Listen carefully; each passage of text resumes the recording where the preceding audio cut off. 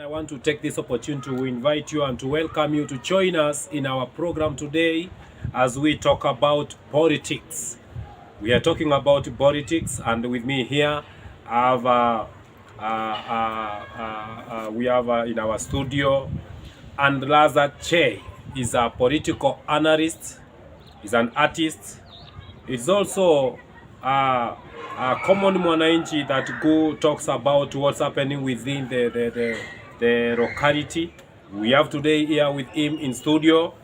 My name is Osoro, your host today. Remember, this is Romy TV. Keeps hopes alive. Keeping hopes alive. We bring you this program today live from Romy TV studios at Utawala, next to Utawala Health Center.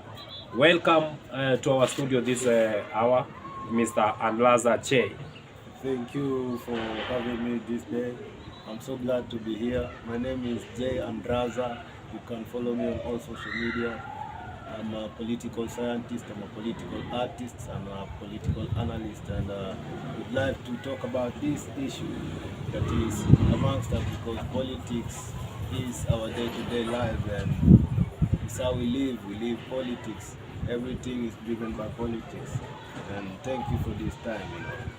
Thank you. Your camera is camera one, and you maybe try to, because of your mic, try to be around a bit so that wananchi waweze kuelewa. Kwa hivyo tunaye Andraza ambao ni mchanganuzi wa kisiasa, na pia naye mimi anayekuletea katika mchakato mzima ni Osoro, ambao leo ndio nimeweza kuwa hosti wako katika siku ya leo. Kwa hivyo tunaenda kuzungumzia mambo ambao kadhaa katika siku ya leo, na kualika popote pale ulipo ili uweze kuungana nazi katika masaa haya. Unaweza pia like our Facebook page au kusubscribe katika YouTube channel yetu. Kumbuka jina ni Romy TV. Romy TV in our Facebook page, in our YouTube channel, in our Twitter handles, in our Instagram. Just look at Romy TV. Like our Facebook page, subscribe to our YouTube channel, and also talk to us. You can give us a small SMS on 0726 996 302.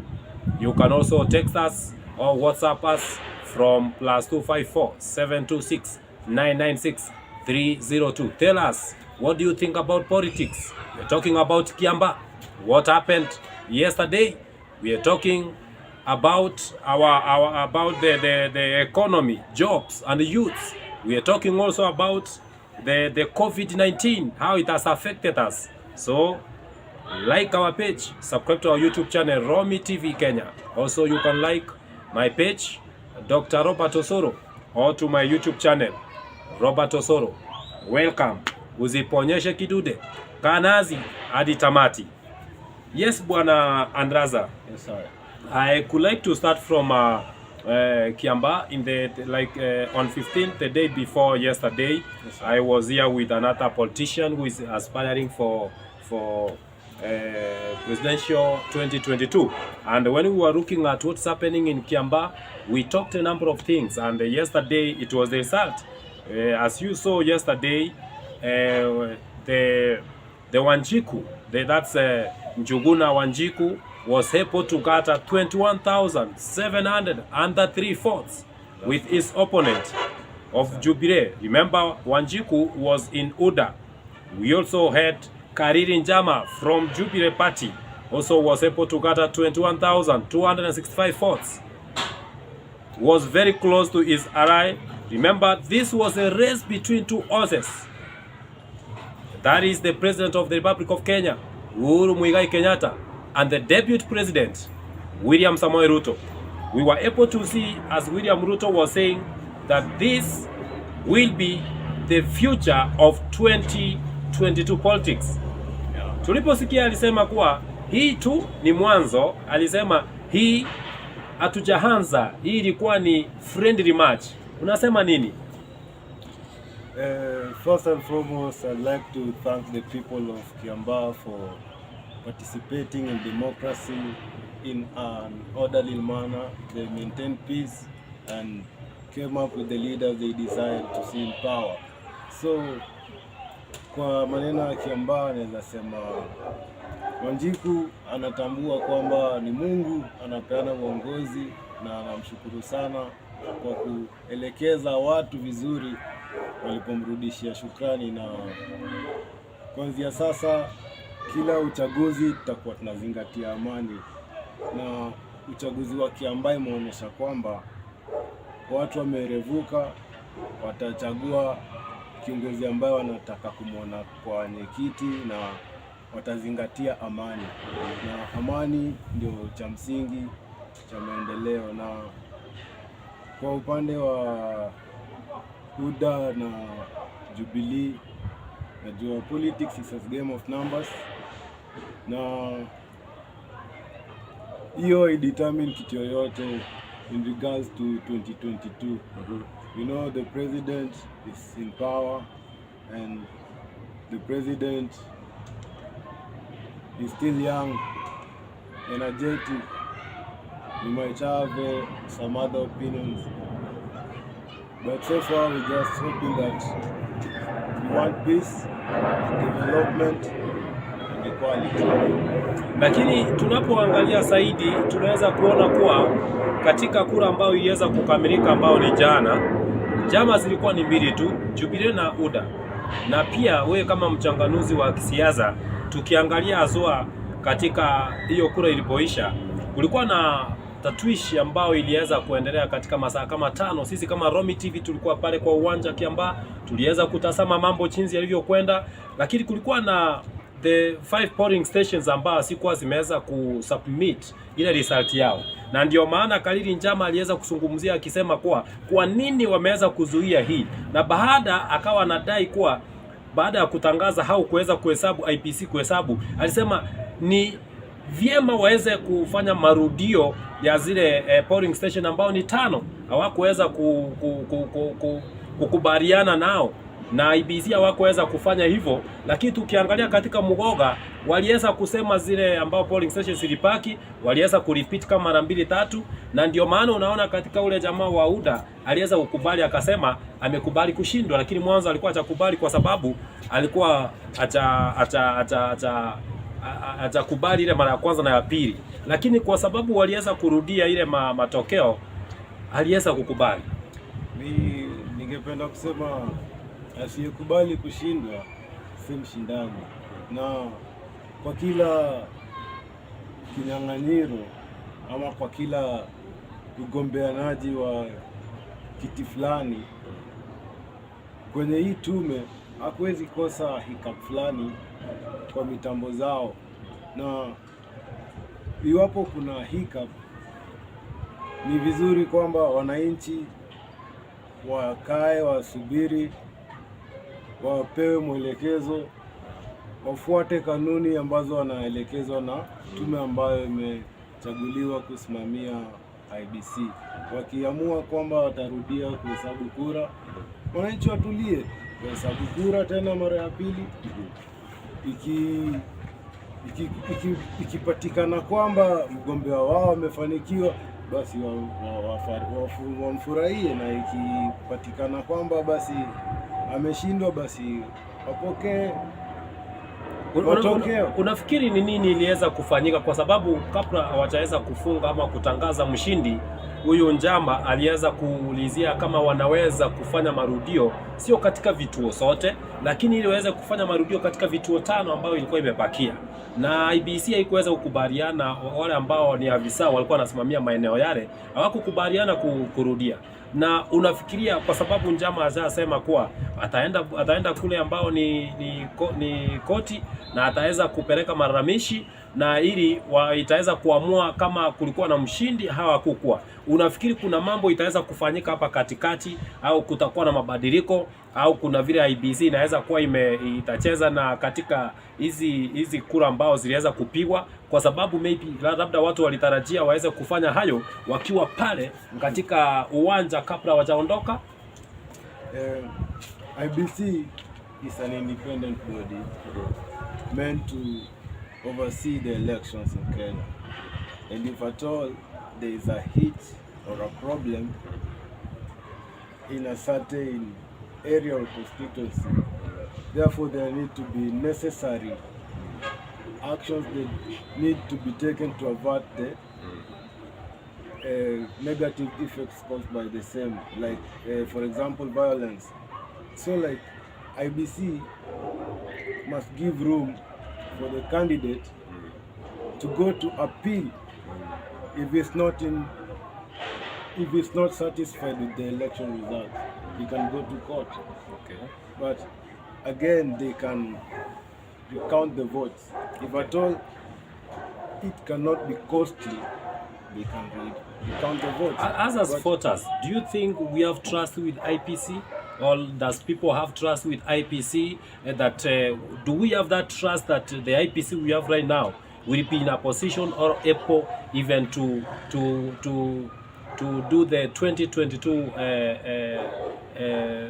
election? You see, there are measures taken to put the IBC in place, and currently there are recruiting some other officers to join the IBC. It means that it's a body which we have to put our trust in it for it to function. And us as Kenyans, as citizens, we must be willing to participate in democracy. Democracy here is that the government is formed in the consent of the governed, and the government to be in place, the governed have to put the governor by a process known as election. And so IBC is the body which is in charge of this election. And it's independent. And it's independent. So that means we should have trust on them. Yes, we should. Maybe I could like to take you back. I could like to take you back a bit. You say that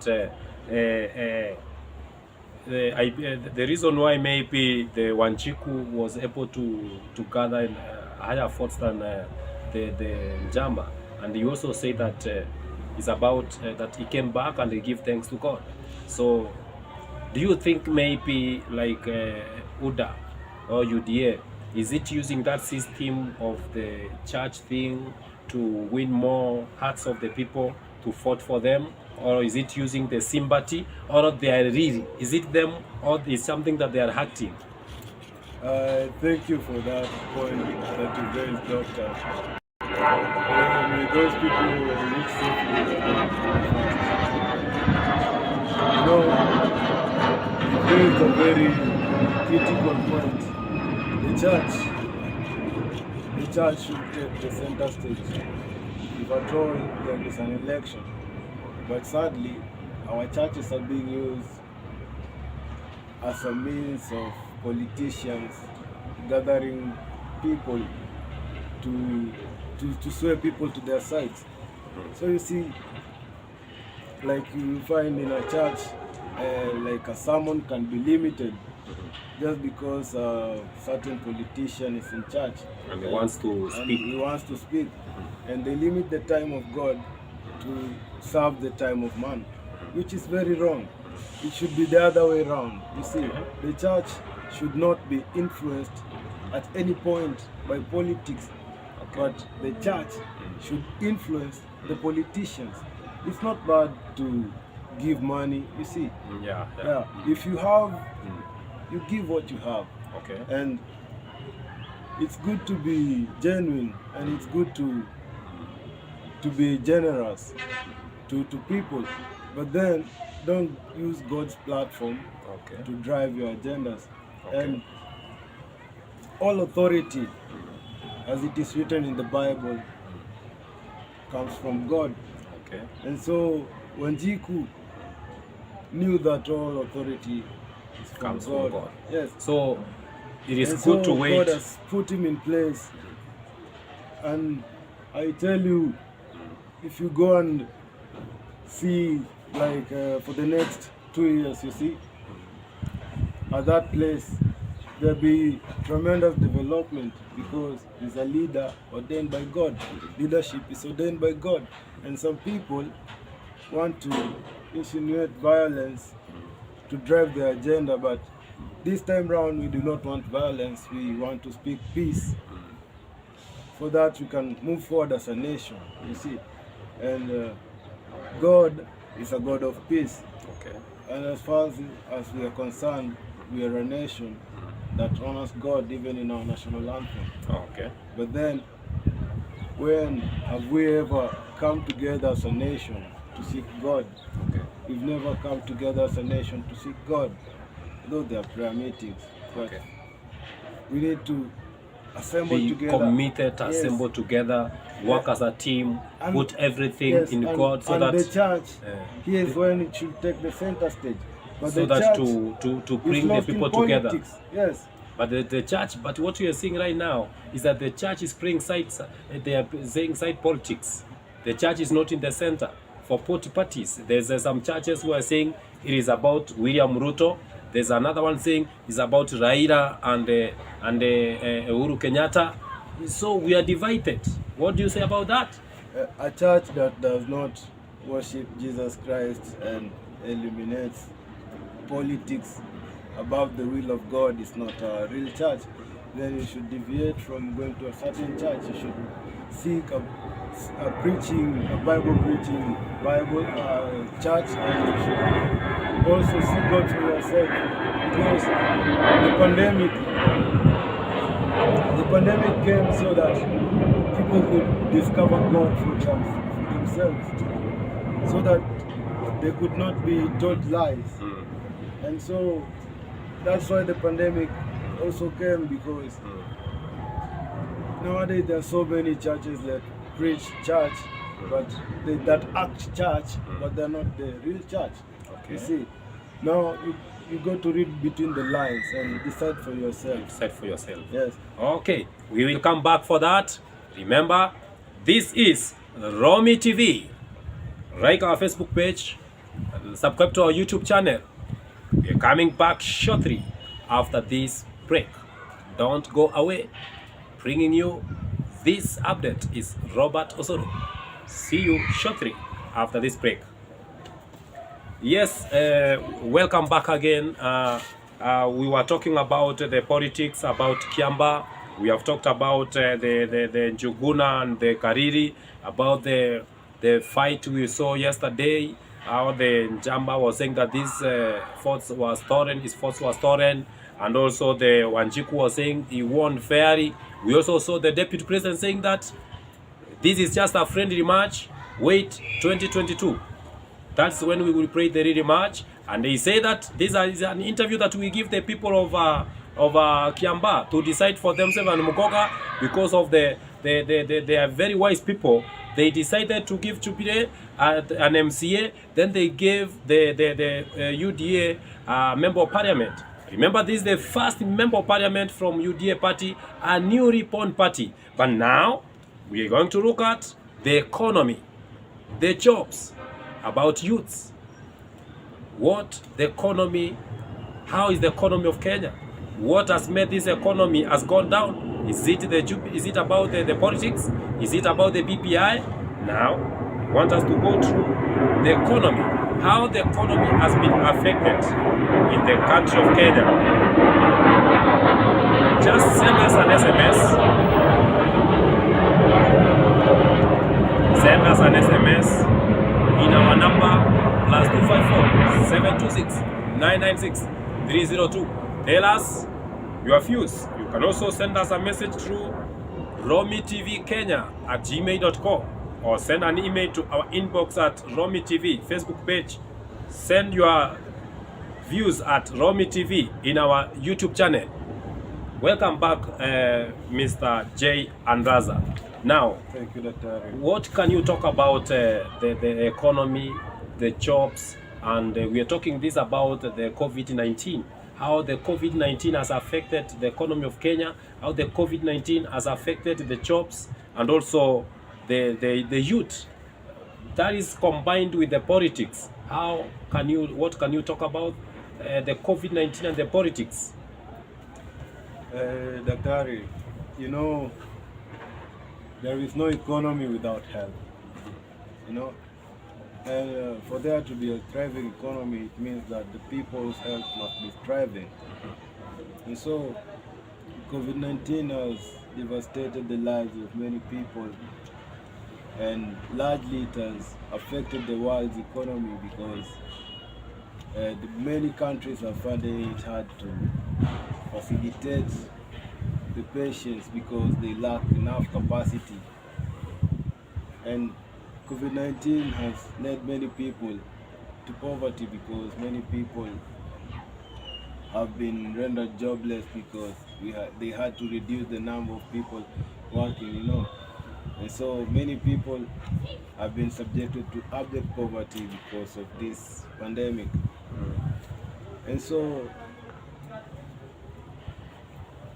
many countries have withheld themselves from the outside world because no one is allowed to fly in. We don't know whether you're carrying the virus, or no one is allowed to fly out because we are not sure if you're vaccinated. And it has been proven by WHO, World Health Organization, that the only means that we can get over this virus is by vaccines. And again, we don't have the capacity to have the vaccines. And I thank God for the president's government because he's coming up with measures and to have our own vaccines manufactured from here. And but what we need is unity. We do not know the kind of virus that will come in future. We do not know the kind of virus that will come to devastate. Maybe it will be much more deadlier than the pandemic. And what we need is that now we have a body. We have a East African Union, right? Yeah, sure. Now, why don't we put the East African Union to work? Why don't we come together as East African countries so that we can be as a union? We fight this COVID-19 together. We put our funds together. Yes. Now we need this unit. We saw the other day the newly elected president of Tanzania, Bizuru, to Tanzania and came and actually met the president of Uganda, that's Museveni. And also we saw he came to Kenya, he met also with the president Kenyatta. That means they have an undergoing plan to have as an East African, so that to work as a team. Because they were talking about the Tanzanian to allow the Kenyans and the trucks at which were executed from going to Tanzania, so that they can do business freely to Tanzania, and also Tanzania can do business freely to Kenya. As they were complaining that when they are passing through Kenya going to Uganda, in the border of Busia, they were not able to move to Uganda at the same time when Kenyans are going to Tanzania were also ordered there. But now that since they have come together, let's believe that they will work as a team and they will be in a position to do business together. That's true, but because of COVID restrictions, there have to be measures put in place for restricting the movement of people so that we can reduce the risk of spreading the virus. And for us to come together as one nation or as one union, maybe to form a united health structure. You see, now if we have an East African health structure, if we have a united East African health structure, it can cater for the needs of the people of East Africa beyond the pandemic. So what you are trying to say is that if these people, they come together and they will work as a team, they will be able even to buy the medicine for COVID-19. At the same time, it will be much more easier. And they will be having mannerable or understandable restrictions that moving from one country to another, even to avoid contacting more diseases, or to avoid spreading the COVID-19. Is that what you mean? We cannot avoid the fact that COVID-19 is there. Yes. So we have to accept and to live with it. We have to accept and learn how to defeat it. We cannot accept to live with something which kills us.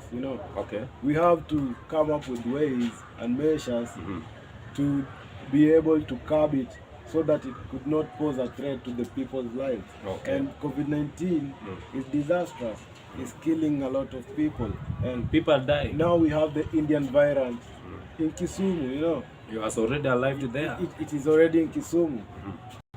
Now we need to come up with ways of curbing it to prevent it from spreading, because people think that it's a notion or it's a story, but it's not a story. It's really reality. People are dying. Yeah, people are dying. Like, even we are social distancing. That's why we do not want a mask. But Yeah, we are at it's here with us, and the only way we can overcome the pandemic is by getting vaccinated or vaccinating up to 70% of our population. Okay. And so this has affected our economy, because now many youths have been left jobless because Now, because you have talked about the youth and the jobs, and that's what you are talking about, how this COVID-19 has affected youth from getting the jobs. And we have seen this syndrome and this kind of readers that we have. They are giving people who have already retired from the government jobs instead of giving youths. you know why the government gives the old people, because they lack trust With the in youth. Yes, and what can make them trust in the youth is just by giving them the opportunity to serve.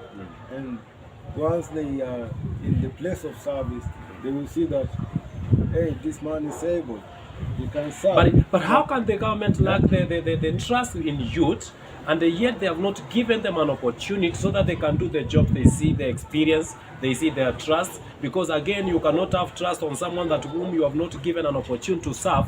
Look at this. I saw yesterday in the DCI Facebook page, they were talking about a young man who is 21 years old, is a graduate, and this man never worked in a mobile company before, and this man was found with illegal Safaricom SIM cards, thousands of them, also with Telecom, with Airtel, and they already, this man has already, he is doing what I can call the cyber crime, because has already entered to the IPC server, and already over 56,000 people registered voters. He has already their information from Kakamega. He has already their names, their contacts, and they are calling them with different numbers and asking them numbers.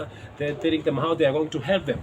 And I saw like this a brilliant mind, a young man that who is able to be given an opportunity to serve in the government, because of lack of jobs, that's what has made them to go extra mile to actually get money from where they are not supposed to get from. That is a wrong thing to break into the server of IBC. But again, it's an intelligent young man who was able to hack into the system of the IBC. They should see it from the positive side, and maybe try to hire the boy And mentor him. and make him to be a security hacker, and to be a security, IT security, you know. Who can protect Yes, even who can the protect the server from external people threats. hacking it. Because if he can hack the server of IPC, are we, if I may ask again, are we in a safer place on 2022 as the voters of the Republic of Kenya? You see, we are in a safer place because they already caught him. You see, the government has eyes and the government is working, and that's why the boy was being arrested, because the government is working, and we must have total trust in the IBC, because it's the one which is mandated to handle this election. Is it that this economy of Kenya has pushed the people to the corner? I saw the other day they have already also hacked the server of a Teacher Service Commission, and there were guys that go add the numbers, details of the teachers, those who have retired, those who are already in the system, those who are already applying for jobs, those who need transfers, and they were calling them and telling them that you are so and so, we can see in the system you applied for this position, you applied to go this transfer, and so to help you, you can look for something small so that we can help you. How that happens? Is it the economy that has moved people to go up to that extent, to hack even the servers, or what is happening? Is it that we don't have the ICT professionals? You know, corruption is a result of systemic problems. and we have to curb corruption, like the way we are fighting the pandemic. That's how we need to fight corruption, because corruption stagnates and kills a lot of people indirectly. And so that is the major hindrance. And lack of trust in the youth, the government lacks trust in the youth, and the greediness of the older generation, they do not want to give up space for the younger youth. Is it that the government has lacked this trust now in the youth because of what they are doing? Now they have trust on these people who have already retired from the government, because I think these people, they don't have that urge to even steal more, You know, because they have already I would gathered say, enough. I would say this. We even never protested with the National Youth Council. We've gone to Parliament demanding that the youth to be given a space. You know, But when we reach there, we want equality, but then there is no platform for equality. We want inclusion, but then there is no platform for inclusion. You see, the youth are sidelined. And again, if you do not have the education, which they think is a necessity in this life, again, it's an obstacle. You see, it's not everyone who is learned is educated. You know, and he said everyone who is educated is wise. The three distinctions thing: wisdom is expensive. sure. Yeah, it comes from God. Remember, this is Romy TV. We are talking about the politics. We are talking about the economy, COVID-19, the BPI. After we are going for a short break, we are coming back. Don't touch it. Don't move away. Keep watching. We are here, coming to you live from Romy TV, from Utawala. Remain tuned. Yes, Mr. Andraza J, welcome back again. Thank We you. were talking about the economy, we were talking about jobs, and we were talking about youths. We have seen a number of youths, they are lacking jobs. It has forced them to go beyond even stealing, hacking the servers in Kenya. We have seen how they have hacked the servers of Teachers Commission Service. They have hacked the servers of IPC. They are even hacked to Safaricom and these telecommunication companies. So what is making them do that? Can the PPI be a solution to the youth? My question to you who is watching us, send us your text in +254 726 996 302, or write us a message at romytvkenya@gmail.com, or tell us in our inbox, what do you think? Is it the PPI a solution for our youth, for our economy? 2022 is 1 year away, and we are coming closer. Tell us, Mr. Andraza, what do you think of that 2022? Is it this PPI a solution to it? You cannot cross the bridge unless you are at it. So the BBI is a medium of transformation. I could say the BBI is a medium of political transformation. And the transformation here is the BBI proposes the amendment of the Constitution. It suggests that there should be an expansion of the executive. It suggests that the youth should be included in the daily democracy. It suggests that there should be expansion of counties, so that there should be increased allocation of resources. I see just benefits with the BBI. Now, you see, when you ask me about the BBI, we have to go about why was it implemented or imposed on us? Where did it come from? You know, why was it formed? That's the question we need to ask ourselves.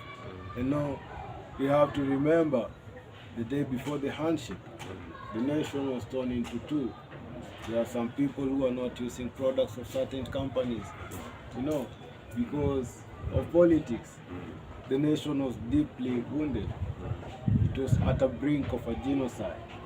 And now the handshake came, and now to steer as a process the nation forward, there had to be the bill, which was people participatory, like it moved from county to county, and the people suggested what they needed to be put in the bill, and the bill was taken to the president for approval. But then it did not finish its journey because It went to the parliament, also the parliament passed it. People always resist change, and the parliamentarians always they passed it. That's why But the court passed. did not People signed, approve it. People signed. Did you sign for the bill to be passed? Yes. It got 1 million signatures, and now the people who are afraid of change or who do not want to see the betterment of this nation, or who do not want to see the progress of this nation, who are only keen on their own interest to serve their stomachs, they went and rejected the BPI. So, They took it for to you, court. on your views, the BPI came in a good way so that it can make a change for our youths and it can make a change for our nation. It can make a change for our nation. And who is the nation? The nation It's is the you people. and me. Yeah. Yes. I am the nation. You are the nation. Yes. You are first African before you are Kenyan. So you got to remember your roots. And so we got to live together in harmony. The BBI suggests that the government should be inclusive of the youth, and that is the youth's participation in democracy. Yes, so the youth are given a platform through the BBI.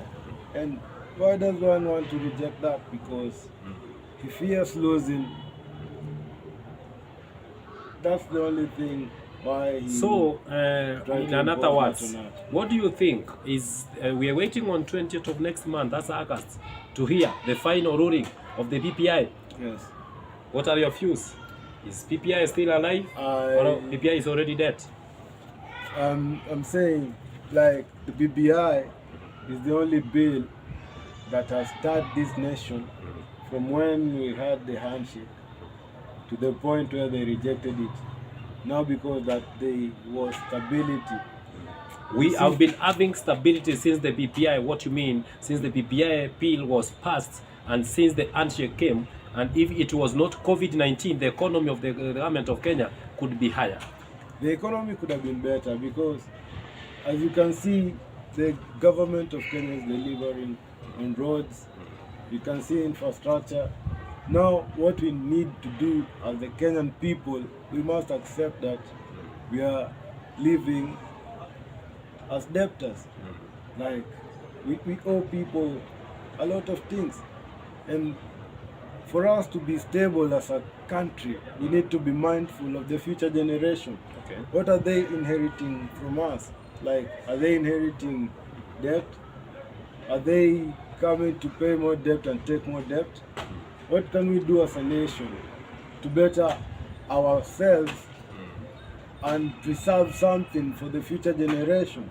You know, we got to cut corruption. That's the only thing that is destroying our nation. Because the president himself said 2 billion. It's been stolen each and every day. 2 billion. The nation loses Each 2 every day. billion. Yes. But the president Like is 2 in shillings. power. He's able to control that. That's why I'm telling you. Like, corruption is a result of weak systems, you know. And poverty is man-made, is created. We can overcome poverty and avert poverty. We can employ our youth. We can create employment. You know, let me tell you, Dubai came as a result of someone's idea. He saw that this city, it has no anything, it's just a desert. Let me make... But today is a small America. Dubai is the destination of the world. I found myself when I was walking the streets of Dubai, I'm forgetting a number of roads when I was there the last 2019. When I went back on 2015, I could not recognize any That's city. good you have the opportunity. Me, I've been to Dubai virtually, and I can tell you it's a place that you'd like to be in, because You know, the politics of Middle East, can you see cannot compare to politics of Kenya or of Africa. everything that you dream of. If I travel, it's electric cars. You find they are flying cars. Like, they are technologically much more advanced than in Africa. Is it the politics of Africa that makes this thing not to be advanced? Because I've seen a number of things that which the president is coming up with, but there's a lot of opposition. Is it that people must oppose something so that to be famous, to be known, and even something that people know that this thing is coming in a positive way, that to actually benefit the common mwananchi? You see, the division of Africa is the cause of poverty. Before the white man came to partition Africa, Africa was known as Ethiopia. It was one nation, one strong nation, ruled by one emperor, you know. And so the white man came and partitioned it to be what it is today. But again, now politics, each and every nation has politics, you know, and the politics differ from each and every nation, and each and every leader has his own interest. You see, in some nations you find there are dictators, in some nations you find that there is democracy. Like here in Kenya, there is democracy. So that's why we will go for an election. Can we say that the leaders are dividing us so that more people will remain poor, so that they can use them for the next election? Because if you are rich, you cannot go to fort. You are very busy doing your business, or you are at the place of work. Election is a right for each and everyone. If you call yourself a citizen of a certain nation, it is your utmost responsibility to elect the leader you desire to see in power, so that when there is no electricity, you can have somebody to question. When there is no good roads, you can have somebody to ask why there are no good roads. You see, so it's your utmost responsibility, because you're giving your power to someone. Yes, so they are in power because you've put them in power, and now their will is to do your will, is to serve you. But are they serving us? Now they're serving their interests. That is a question that we will bring to you our next interview. Remember, this is Romy TV bringing you this some point they're serving us. program. At the same time, is the readers that you are choosing serving your interests, or they are serving their interests? When they're getting to parliament, what is their promise? I want to represent you. Are they representing us, or they are representing their interests? Finally, as we wind up, I could like to use 2 minutes to touch about this. I've seen a number of people asking me. I've not talked about the issue that's going on. I can see your request, I can see your text. I know it's something that I want to touch as we wind up about the Caroline Kangongo. We saw yesterday there was a lot of misunderstanding. There are people who are talking who did not agree that Caroline killed herself. There's a number of questions that which people are asking. One of the questions is, how can someone shoot herself and then there's no blood on the wall, there's no that huge blood? People were expecting to see the place full of blood. No, it's just 40 to 50 meters from their parents' house. The parents could not hear the sound. Then another question people are asking, how possible is it that Caroline shoes was muddy, but where she was in the floor of the bathroom, there was no muddy, there was no sign to show that she walks in? Another question people are asking, how was this possible that the gun which she used to shoot herself still was holding in the hands, and the pattern of the pressing, how was it possible? The gun did not move out of the hand. The gun was in the hand. She was sitting comfortably. No blood on the wall. The blood was just a bit down on the floor. Those are one of the questions people are asking. Is it herself that which killed herself? Is it that she was killed and brought back? Is it depression? What is happening? What is your say? Daktari, you brought this. You know, it's unfortunate event that happened to Kagogo because of maybe street attack according to the text messages written on a phone. But me personally, I would not like to comment anything on this because they are experts dealing in this matter, and from what we are seeing, we know that there is more to this story, and we'd like the responsible bodies to reveal the entire truth to us. This is the story that will come to you in another time in our interview. We will have the experts from the government to hear about this. What is happening? What is the result? How she was passing, she was able to pass from Kisii to Iteni, from Iteni to Mombasa. Even the government of Kenya could not think that Caroline could board a matatu or a bus or a flight from Nairobi to Mombasa. You had a story in the note that she left, a suicide note. She was in Mombasa, a mission of executing his husband. But when she thought about their children, she said, never do this again to anybody.